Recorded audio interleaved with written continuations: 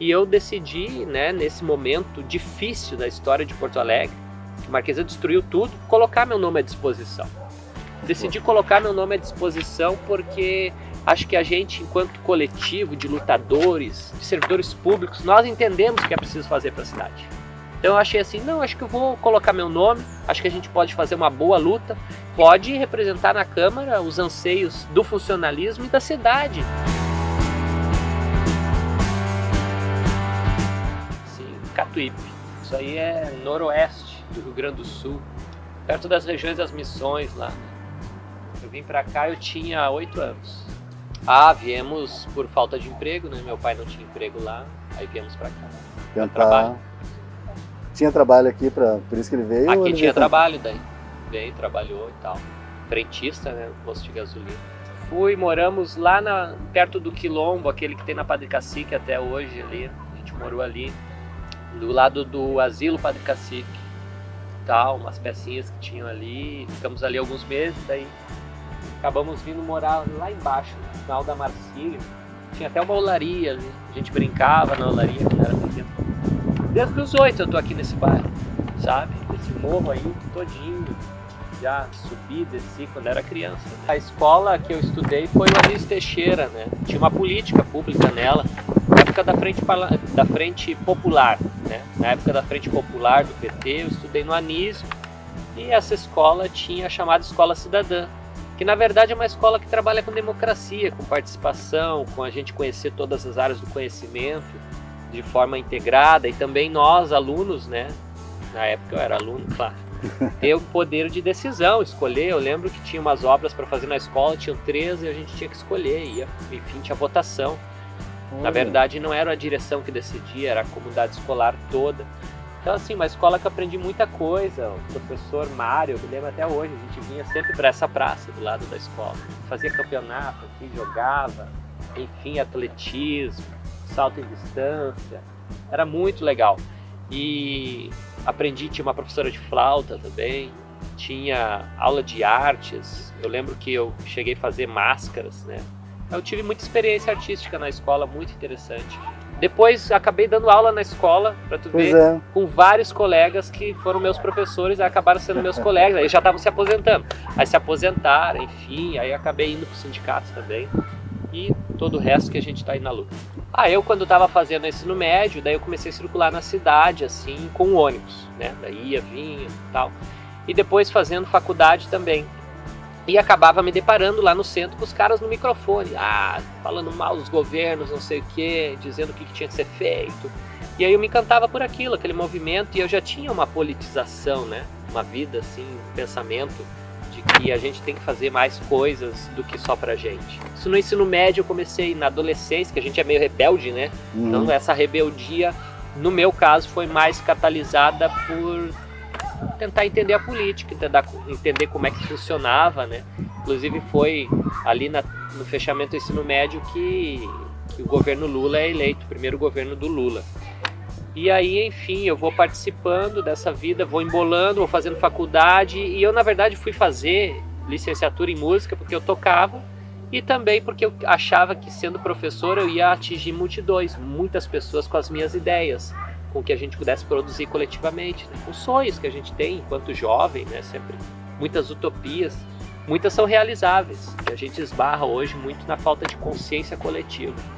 E a minha vontade depois acaba entrando como professor estadual, contrato temporário, precarização total no governo Ieda, mas enfim, estava lá dando aula, aí fiz concurso para São Leopoldo, ia tomar posse em São Leopoldo como professor de música, e aí me chamaram em Porto Alegre. Eu tinha levado os documentos, tudo, e aí tomei posse em Porto Alegre, e fiquei um tempo e aí fui atuando, enfim, nas assembleias. Quando é que tu entrou na prefeitura? Entrei em 2011. Mas no Simpa eu consegui conhecer como é que funciona o SUS, como é que funciona o saneamento, a importância do DEP, por exemplo, esgotos pluviais. Eu não tinha dimensão, minha casa nunca alagou. Mas hoje eu vejo, caminhando pela cidade, quantas casas o esgoto entra dentro junto com a chuva, quando a cidade não é preparada para isso. E o Simpa me ajudou a ver como é difícil a vida do cidadão que não tem o serviço público de fato. E embora paga IPTU, paga impostos altíssimos. O Brasil é uma das maiores taxas de impostos, né? Quase 46%. Então as pessoas pagam e não tem de volta. Inclusive o Simpa me permitiu ver que há muita criança fora da escola. Isso aí é surpreendente. Nós temos hoje 12 mil crianças em Porto Alegre precisando de uma escola. E aqui em cima, no final da praça, tem uma estrutura abandonada, que a Dilma mandou dinheiro, recurso, o Fortunati não conseguiu concluir. Era uma creche, né, chamada Educação Infantil, uma escola de educação infantil que não está funcionando. E assim é em toda a cidade. Então, assim, é muito triste. Então, essa motivação lá dentro do Simpa, esse movimento de ir nas comunidades, de conversar com as pessoas, porque nós fomos muito atacados. Nós, servidores, muito violentados pelo governo marquesano. Nós não pedíamos nada, nós pedíamos respeito e diálogo. Isso era o mínimo, nós não tínhamos nem isso com o governo marquesano. E não temos hoje, né? A gente está dando conta que, está contando que ele está acabado, acabou o governo marquesano. Mas, de qualquer forma, o trabalho no Simpa me permitiu conhecer as políticas públicas que existem e as que foram destruídas. E as que foram destruídas são as que a gente precisa lutar para reconstruir. Né? Essa praça aqui, por exemplo, ó, olha só a tela dessa praça toda estragada. As pessoas poderiam usar, né? O pessoal usa a pista de skate aqui, usa a praça lá, a bola não vem para cá, não interfere, mas vê, esse buraco aí interfere totalmente. E esse gramado todo, quando chove aqui, ó, hoje não choveu, não vai ver.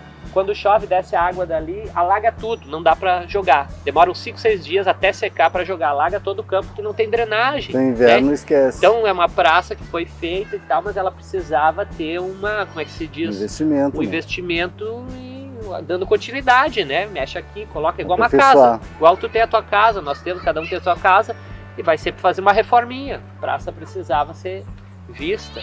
Enfim, nossa, a SMAN, eu descobri dentro do Simpa que a SMAN fazia telas. E a SMAN parou de fazer telas porque não fizeram mais concurso para os técnicos que fazem telas. Então ela tinha uma fábrica própria de telas, não dava para as praças. Então aqui só não está reposto aqui porque não tem mais, destruíram, né? Ah, mas aí o que acontece?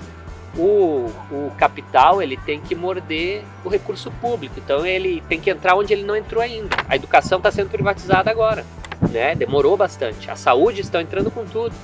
E tem outros setores que eles já entraram antes. Por exemplo, obras públicas, empresas privadas já entraram há muito tempo dizendo que são mais baratas, mas não tem como ser mais barato, porque tem que ter o lucro do empresário, dos atravessadores e ainda pagar os funcionários. E o serviço público tem que fazer só o quê? Só pagar os funcionários para fazer. Não tem que ter lucro. Fazer telas na prefeitura não tem que ter a taxa de lucro. Fazer telas na empresa tem que ter taxa de lucro para ela se manter, pagar mais impostos, que inclusive tem impostos que uma empresa pública não paga, porque ela tem uma finalidade social. Então, com certeza, é mais barato. Não sei te estimar quanto, mas seria, se não tem essas telas aqui hoje, porque não tem prioridade com lazer, recreação, enfim. O Simpa a gente se elegeu em 2016, projeto coletivo, muito bonito, uma luta fizemos com os municipários, com as municipárias na rua, as duas maiores greves, 2017 e 2018. Então a categoria reconheceu essa nossa força coletiva, esse grupo de pessoas, né? Construção municipal, enfim, na batalha. E aí em 2019 reorganizamos, fizemos uma chapa de novo e tivemos a felicidade de novo ser reconduzidos pela categoria, representá-la sindicalmente. Então é uma chapa, na verdade é um grupo de lutadores, não é eu, não é fulano, não é beltrano, é um conjunto de pessoas, um conjunto de ideias, uma chapa. Então se tá um lá, se tá dois lá, se tá três lá, enfim, a chapa é representada. E eu decidi, né, nesse momento difícil da história de Porto Alegre, que Marquesa destruiu tudo, colocar meu nome à disposição. Decidi colocar meu nome à disposição porque acho que a gente, enquanto coletivo de lutadores, de servidores públicos, nós entendemos o que é preciso fazer para a cidade. Então eu achei assim, não, acho que eu vou colocar meu nome, acho que a gente pode fazer uma boa luta, pode representar na Câmara os anseios do funcionalismo e da cidade, porque o funcionalismo existe por causa dos cidadãos, das cidadãs. Então a gente sentiu muita ausência de funcionários públicos também dentro da Câmara, porque o funcionário público ele entende mais do que o político tradicional. Então Tanto é que a gente tinha lá a Sofia, que era uma baita parlamentar, municipária, conhecia o serviço da prefeitura como ninguém.